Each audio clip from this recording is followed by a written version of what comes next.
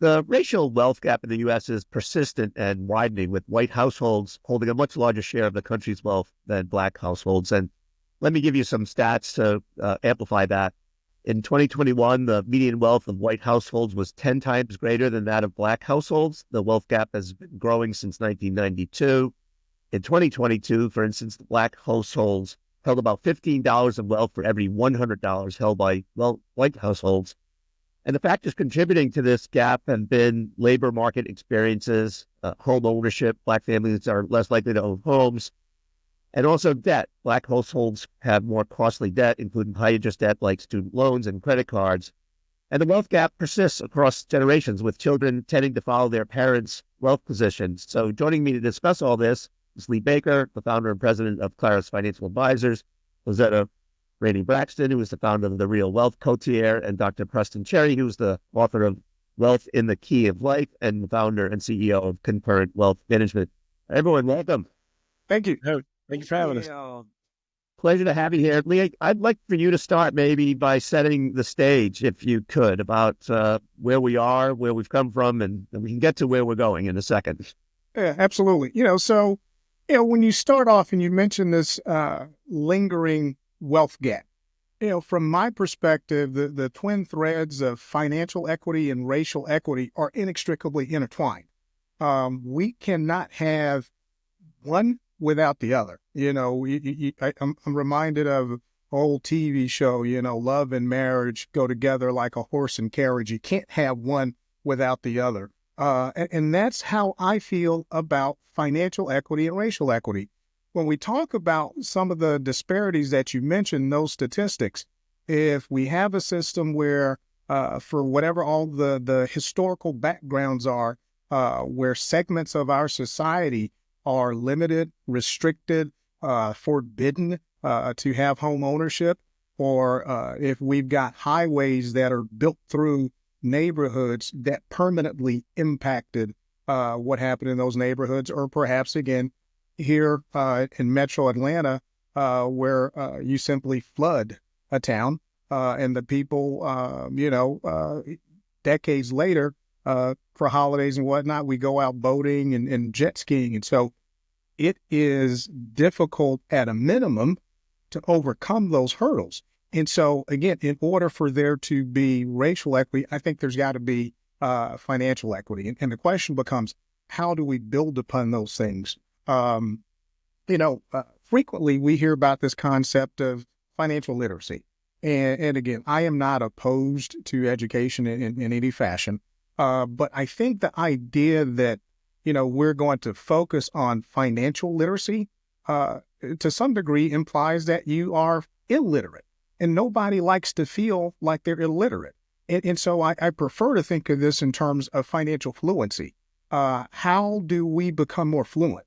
We don't feel bad when we go to a foreign country, when we go to Mexico or Germany or whatever. We pull out our iPhone or our Android and do the Google Translate. We need to have a discussion around how do we translate the rules of the game as it relates to finance and personal finance, so that we can continue to grow everywhere. I think a rising tide lifts all boats. So this is not an either or kind of conversation. This is an everybody. Yeah. Lazetta, you talk about the need for financial planning as a tool for empowerment and growth. Talk more about that. Tag it on to what Lee is saying about financial fluency. That means that you are practicing behaviors, you're implementing tools that help you become more fluent, more seamless with your engagement with your finances, your money, and how it supports your life. I confess, I am a financial planner, so I do like the concept of financial planning as a process, as a journey. And what's so great about moving from financial awareness to financial fluency in partnership with someone who can hold you accountable is that we listen and hear your goals. We understand what the systematic challenges that may present themselves, things that are out of your control, so that you can focus on the things that are in your control. And financial planning, when you're looking at things that are anchored in your dreams, your hopes, even in the midst of all that is going on society-wise, economically-wise, by honing in on you and getting rid of the noise and having a process that looks at all aspects from taxes to retirement to life insurance to investments, of course, to college savings if it's applicable to you, to life stages if you're deciding to expand your family, or, multi-generational planning. It's just really great to have someone who is journeying with you, has the expertise in a no fear, no shame zone, and it's focused, centered on you and what is in your control. Talk, if you could, about this notion, this concept of lifting as you climb. That saying came from Mary Church Terrell many years, I guess decades, even a century ago. And when you think about lifting as you climb, that could be a lot of weight. Think about going on a ladder, walking up a ladder, trying to keep your balance, trying not to fall, thinking about what you need to accomplish when you get to the top. Now, if you're a painter, buckets of paint that has some weight to it as you're climbing to be able to paint a new picture for your life, it can be challenging and it also can be beautiful. So with this concept of lifting as you climb, particularly as you were talking about, Bob, the disparities that we continually see, unfortunately, between the racial economic statistics, what we can control is as we are seeing more families, Black families, securing wealth in ways that we haven't seen before, and also acknowledging wealth that we are regenerating from wealth that was stolen from us.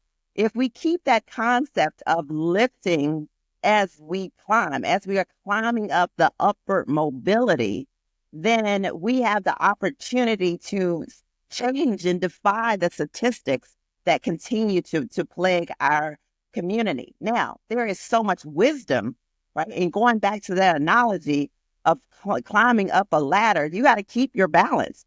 And everyone maybe not want to be a part of this mural that you're painting within your own family. So boundaries are so important. I also call people to watch out for that family sabotage.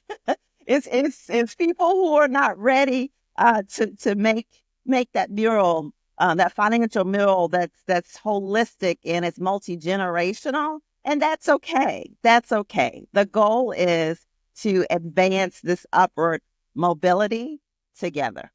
Yeah. So when you think about when you think about financial planning as a tool, a lot of times people think that it means sacrificing the present for the future, but you have a different opinion about that. Oh, for sure. I don't think you have to starve your now to feed your later. I mean, you have to do both at the same time, Bob. It's not, or it's an and. And if folks can feel like they are connected with what they're doing now in their lives, then it empowers them to keep on thinking of themselves in the future. So you have a current self and you have a future self, which is your whole self, and you can't neglect either. And so often we hear about depraving oneself or delayed gratification, and that's fine. One has to make a choice to balance, how your lifestyle is going to be over time. It's a lifetime choice. That said, too much deprivation in the now will disconnect you from your financial plan, as Lazetta was talking about, and you won't stick to it. You need some glue. So in that vein, it's what's giving you purpose, what's giving you meaning, what do you value most, and then also life stage and life cycle matters. For those, I'm a big champion for those for Gen X. So lifestyle vitality matters, Bob. I mean, listen, I play tennis a little different than I do. I just had a birthday at 46, and 20 years ago at 26, I was chasing down balls. Nowadays, I look at that ball, I'm like, that's a good shot, right? So I don't play tennis like I used to. And right now, as Gen X has high incomes right now, they are at the prime of their lives. They're more than likely they are, spiritually balanced, self-balanced, income balanced. Their families feel good. This you only have this time once. Now you don't have to go to the extreme and say YOLO and say you only live once, but you don't want to live or die with regret. And a lot of folks, talk about people on their deathbed. They say they don't talk about money when they're on their deathbed. I said, but they also don't talk about, oh, I wish I'd have earned less, right? They don't say that either. Okay. So, Not at all.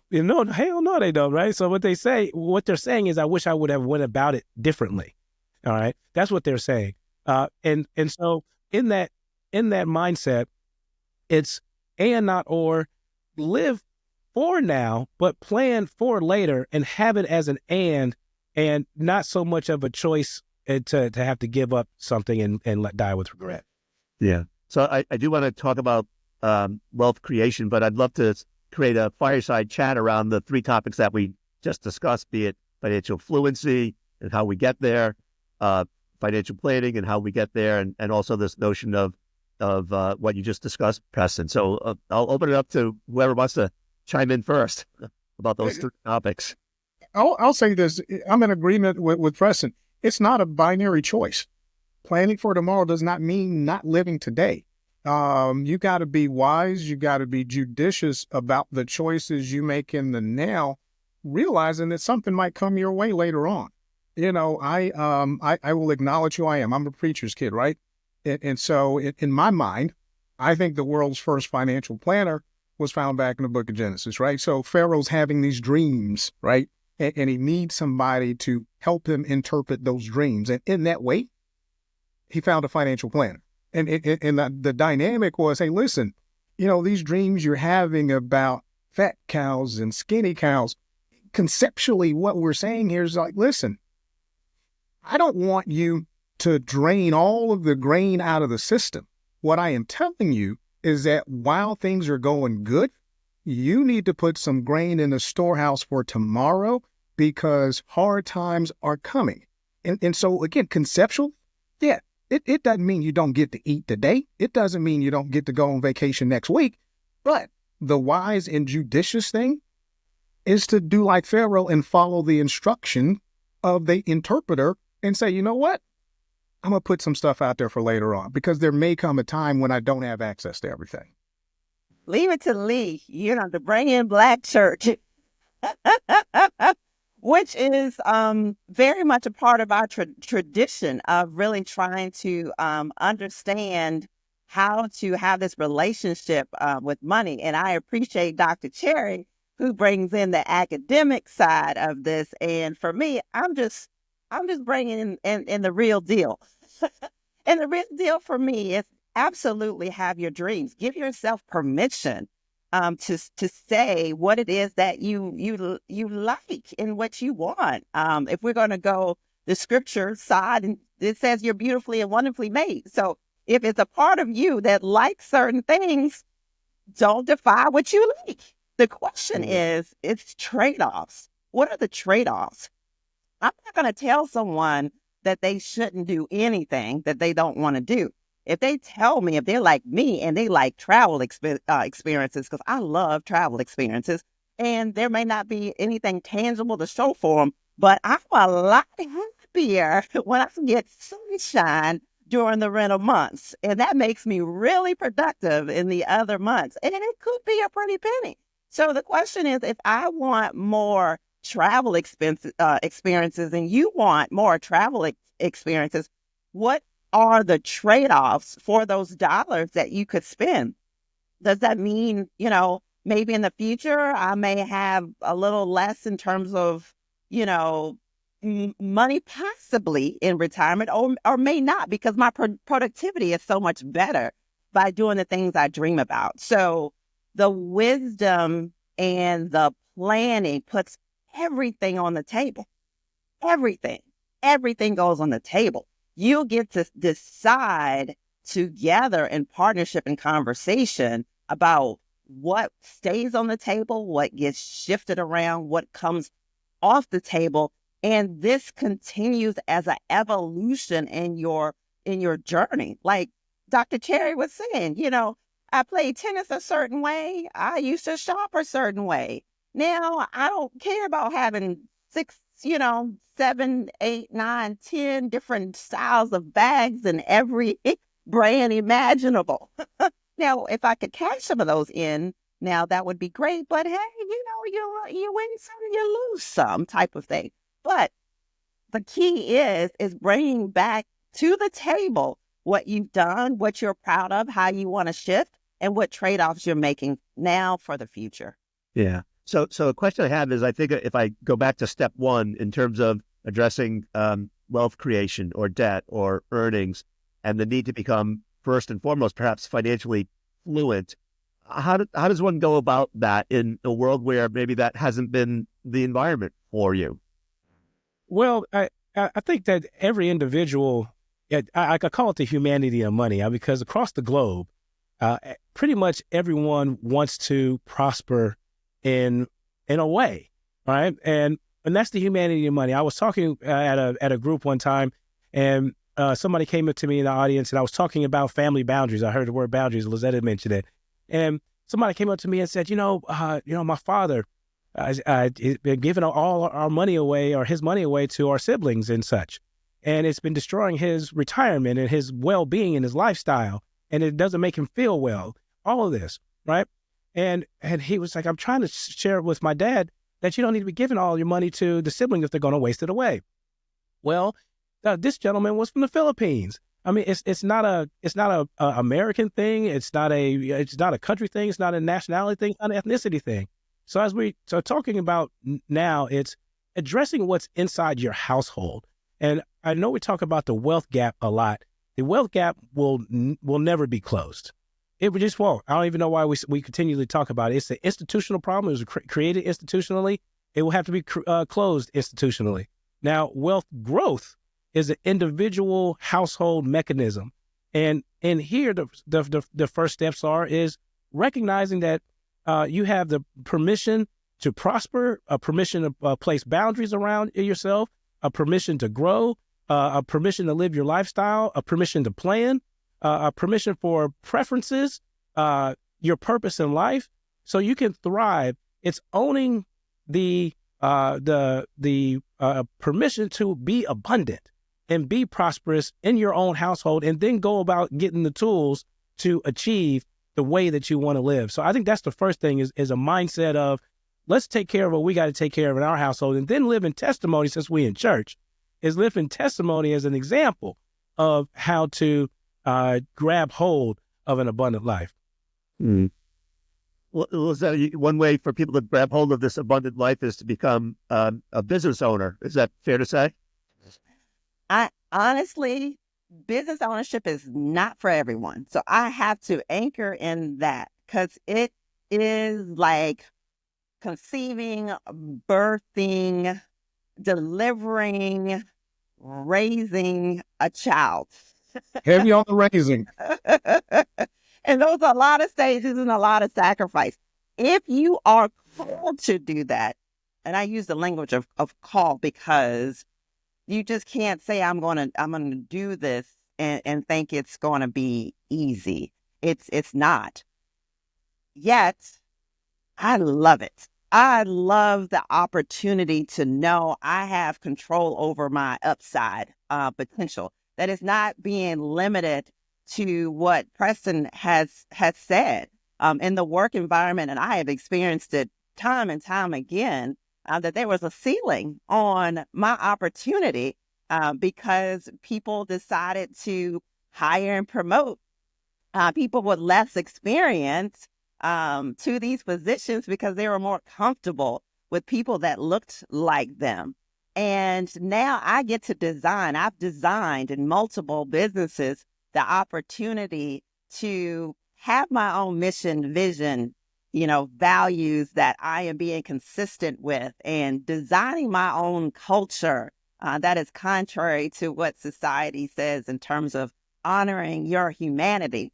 And as we're talking about humanity, the biggest asset for most of us is our human capital, our ability to be able to generate income as an asset, right? And turn that income into wealth. So I encourage those, and there are statistics, particularly for Black women, who are the fastest growing segment of business owners, so that we can have that independency to defy the odds that we are experiencing with the income gap as well.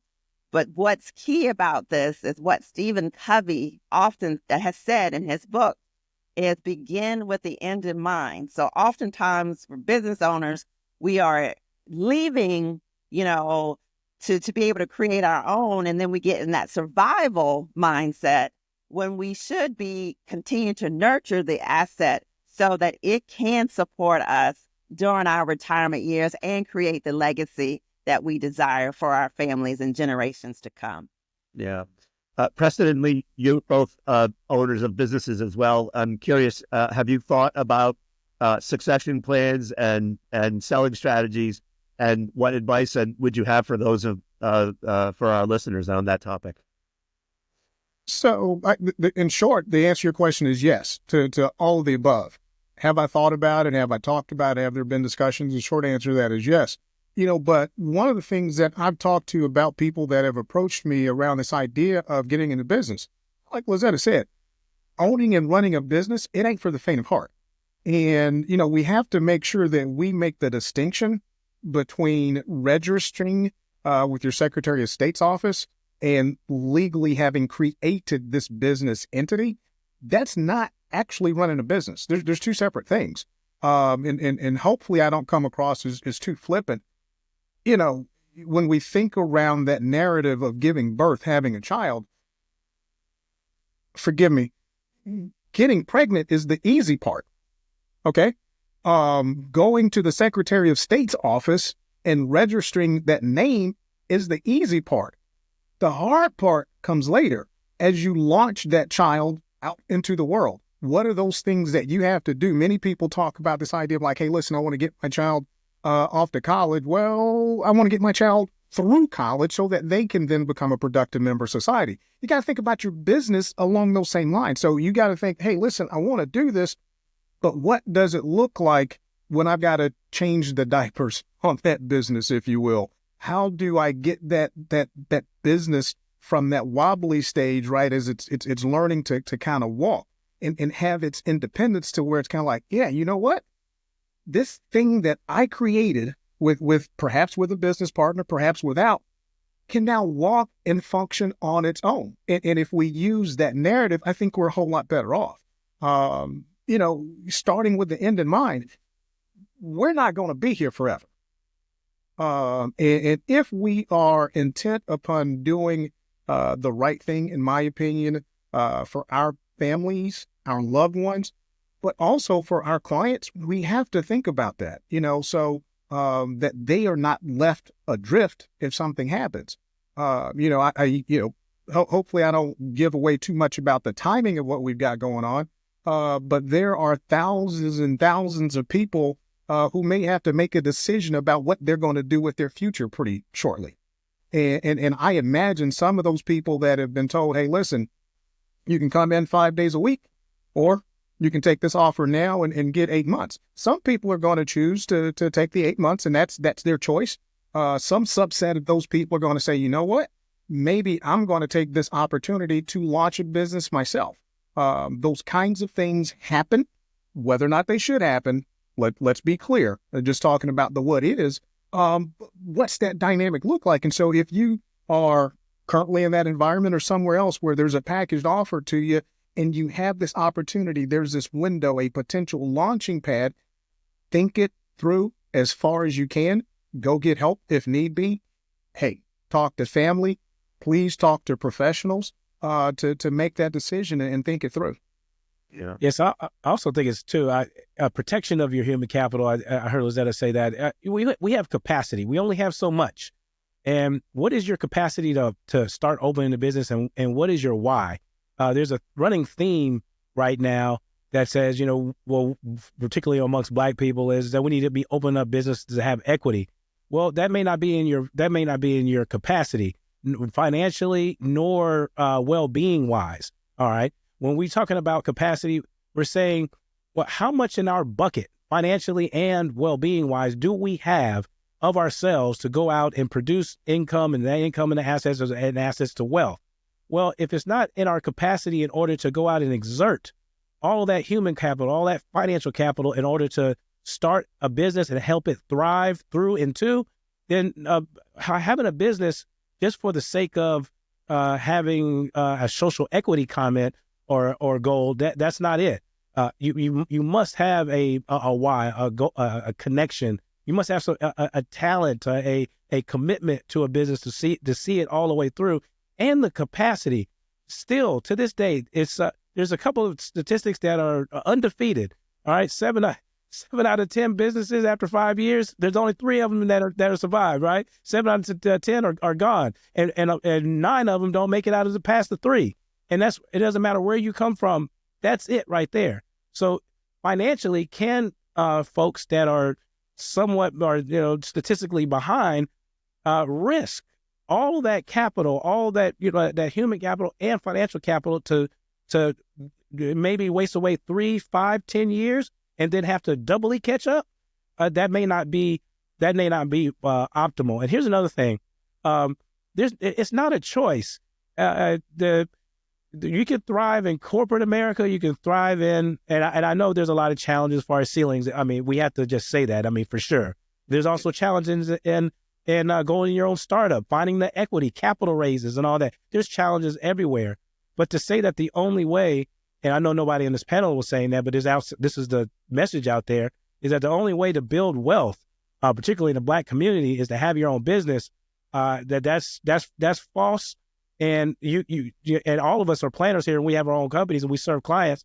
We've served folks that are successful from both sides of the aisle, right? Absolutely. Business owners and folks that have had long-standing jobs working for someone else.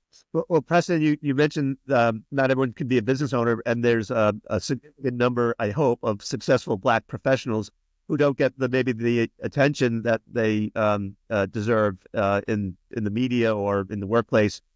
Maybe talk about that path as a way to create wealth. Yes, there's a lot of thriving families in America. Now, there is still a disparity there in the top 1% of families as far as white America and Asian families are concerned. The median net worth is around $8 million. The top 1% of families in Black America is $1 million as far as net worth, right? So there's still a disparity on, thriving households as far as net worth is concerned. That said, too often there's a narrative either in Hollywood, commercials, financial advising, coaching, social media, and all this is talking down to Black folk, as all of us was coming from some sort of trauma, right? No mama, no daddy, we all right here wearing Nikes and all this other stuff. What is this? There's a lot of folks that are, matter of fact, there's a large population of highly educated folks that have been exposed to education. Matter of fact, education has been a prevalent theme in our community for decades, right? We even had historically Black colleges for a century, right? So this is nothing new about having education introduced to us. And yes, education is still a corollary to higher incomes, but for those Black families, it's still way behind for the white Asian counterparts. That said, there are high income families. There are families that are together and marriage. We've had this for not only centuries, for centuries beyond that, as far as together households, long-standing parenting values, religious values, high incomes, economic developing commerce, all this. We've had all this for a very long time. So to say in the media and also everywhere else that this doesn't exist, we need to be talking, uplifting that. I think I heard earlier, rising all tides. Well, let's shine a light on these folks so we can, what's the formula, right? What's the formula for thriving and prospering and not ignore the fact that this segment of the population exists? What I think Dr. Cherry is honing in on, and it's something that it's kind of frustrating, is where is the research on prosperous African American Black families? And you can say this for other communities as well, too, because the narrative, the research gives us an important side of the coin of the disparities. What about the other side that Dr. Cherry is leaning into about what has been successful in these communities, and specifically the Black community, where we have obtained and built wealth in different ways, and the evolution from the real estate that we were known, to invest in insurance, to now exposure to the market and other asset classes as well, too. So as, Bob, as a journalist, in terms of the voices and also the resources to get the research out there for more of the stories, more of the statistics that help support the upward mobility, is where I would love to see happen more in mainstream media and white papers, and also in some of these financial institutions that have the in-house capability to do these reports. So I'm fond of trying to provide people with actionable advice, and as both Preston and you were talking, Lazetta, is this notion of, if we have successful business owners and successful Black professionals, what's the roadmap that they followed, and is it repeatable for others who want to follow in their footsteps? And so I would ask, what is the actionable advice? How do we get from where we are to the apex? So I'll toss some of this out as a possible path, because there's no, in my opinion, there's no silver bullet. There's no one perfect way to get there. But this concept of telling those stories, elevating those stories, getting those stories out into multiple streams. I'm about to say something, and I'm not talking about anybody in particular, but there's simply a lot of nonsense out there on TikTok, if TikTok is still up today. There's a lot of nonsense out there in Instagram where you get people come on and they sound really, really good and gloss over a whole lot of stuff. And I think that can be dangerous. And so there is sort of this siren song, if you will, of simplicity around a lot of these things. And like, hey, listen, the Rockefellers had a lot of life insurance. And if you want to be like the Rockefellers, you need to have a lot of life insurance too. Well, damn it, they didn't get rich by buying life insurance policies. They got rich doing other stuff.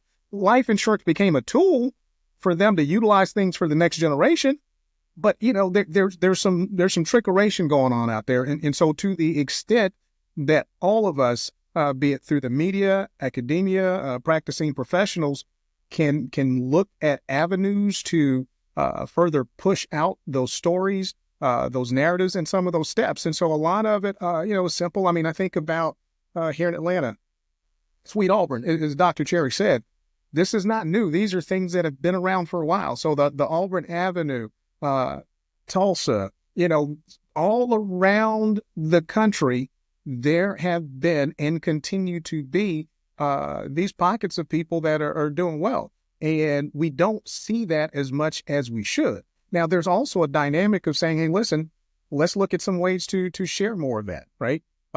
Could that be potentially through churches, other organizations? And we see a lot of it happening. Let's acknowledge that it does happen. My wife and my older daughter are members of the Alpha Kappa Alpha sorority. And while my daughter was an undergrad, she was in charge of the economic development program, I believe it was. So, Dad, hey, listen, I want you to talk to us. And I did a Zoom meeting during COVID,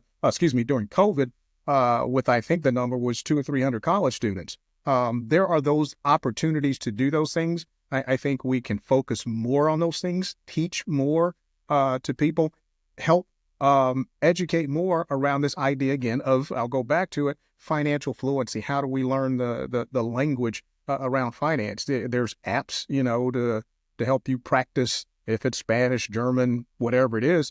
A lot of this takes practice. You can't, pick up a basketball and go, you know what? I picked up this basketball. I'm about to be the next Kobe. It doesn't work that way. LeBron is incredibly talented, incredibly gifted as an athlete. He has not been playing ball in the NBA for decades now, right? Just because he was a gifted athlete. There's work that goes with it. There's practice. There's getting a good coach. There's repetitions. And so I think those same rules apply to our lives as it relates to being on more sound footing from an economic perspective. Totally opposed at all to TikTok. I love seeing Dr. Cherry on there, and I hope to be on some of those platforms even more myself. And what was restricting us before was compliance. I mean, compliance. So, of course, we're going to see other people who are not certified giving information and taking advantage of the opportunity to air quote educate. Some have done pretty well. So I don't want to knock everybody off because we all are clamoring to get financial education because it's been such a struggle in our high school, such a struggle in our college, just such a struggle to get the information that is absolutely useful and relevant as well.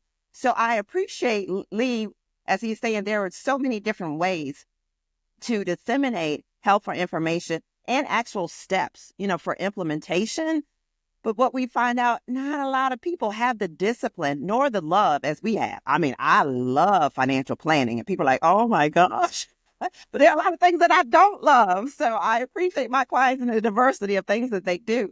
But for those of us who live, breathe, have our own stories, are walking the walk, have been trained on it, keeping our information up to date because we have to have the continuing education credit. It's no different than a physician. Right. Having to know what we need to know, being good at our craft and working within the systems and its limitations and opportunities to make sure that we can expand this access to financial health and wellness. Absolutely. I love the word financial wellness, by the way. So I'm a real champion of that. And when we speak of getting people, I'm getting to the steps here in a minute, but the steps of getting financial well is financial compassion, which is being seen, heard, and valued and understood. Financial education is receiving information and becoming more aware of that information. Financial literacy is informed decisions. And so making better decisions with the information that you receive with the first two steps, and then financially well, which is secure and confidence in your finances. It is a process, and that really matches the financial planning process as well. It has many steps, but nobody's going to want to hear anything from you if you didn't try to understand who they are and what they're about, what their goals, what their aspirations are, right? So they're not going to try to hear the recommendations or the information. That's a financial education. And then no one can become more informed about their decisions without the previous two steps and feel more confident and secure. So the financial wellness arc matches the financial planning arc. So that's one step about finding someone that's going to extend some financial compassion to you so you can find the rest of the steps. Secondly, yes, there's a lot, and the research shows there's a lot of trash out there on social media. It just is. There's not one study you will find is more screen time equals more well-being. You won't find that. All right. There's not one out there. If it is, go holler at me and I'll cash app you a couple of dollars. Right. But what we are finding though is we need more folks like Mr. Baker, Ms. Braxton, all these folks on social media, because this is a fact that across all generations, even my boomer parents, hey, my pops and moms, they on YouTube too, right? They on Facebook. They're getting more and more information from social media. So it is incumbent on folks like ourselves to place ourselves out there, to put the information out there. And then it's incumbent on the folks that are searching for it to say, I'm going to listen to those folks and not these rabble rousers out here that are missing, that are putting content out without context and skipping a whole bunch of steps, like borrowing against insurance and stuff like that. Oh, you ain't got no dang on insurance to borrow against. So why are you watching that for? Right? What we doing? All right. You skipping a whole bunch of steps. So yes to social media, but more Absolutely. of us being out there, ignore the noise, like Lee said, and to Lazetta's point, is having more of us out there, but it's incumbent on the public to choose wisely, all right, and ignore all the hey, I got the next outfit on and all this junk, and and who the that battle rapper is. I don't care nothing about no Drake. You know, I don't care, because it's about individual household growth and not closing the wealth gap. It's about about the wealth growth in your household. So we've covered a lot of ground. Anything that we missed or anything that just bears reemphasizing before we wrap up? I don't know. As Dr. Cherry wrapped up, one of the things that popped in my head as it relates to professionals who are well-intentioned and well-grounded, and the rabble-rousers, if you will, is that they're not like us. Ooh, That's him. nice. That's nice. That's good. You can tell I got young kids. That's what's up. I So, like it. Lazetta, you must have some final thoughts. No? They're not like us. That's it. That's it. All right. Well, I want to thank you all three for joining me. I hope some good comes from this. I hope it serves as a jumping off point for people to become inspired to take some action and to keep taking action to improve their well-being, their financial well-being. Thank you for having us. Thanks for having us. Thank you for having us.